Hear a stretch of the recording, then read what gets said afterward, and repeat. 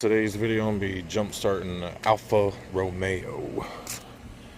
Got your jump point back here for the positive. They put these stupid things on a spring, so you gotta be an octopus in order to get your freaking fingers in there to get access to these things.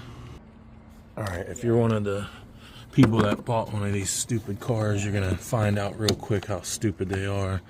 Look at this. You gotta push this up, right? Catch it with your other finger, pull it up, and then of course your clamp won't fit on it because why would it, right? It's not like you ever planned on jump starting it, so you gotta put a set of vice grips on there. Alright, now if you don't have vice grips, you can use, a screwdriver or something like that. Anything metal will work.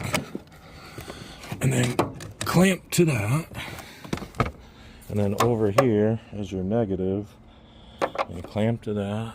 You can see the battery's dead, 5 volts.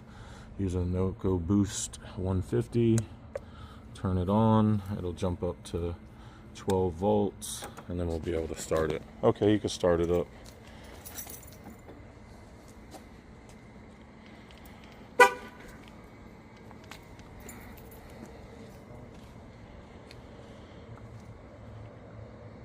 I hate these cars more than any other car in the world.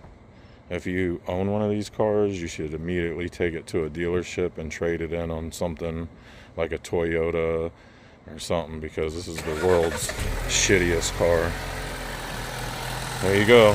That's how to jump start your turd. Hope you guys enjoyed it. Negative right here, positive right here, and there's no way that you can jump start it without using a pair of vice grips or a screwdriver or some other piece of metal. Look at this stupid stuff here. Look at this. And then try to get the clamp in there.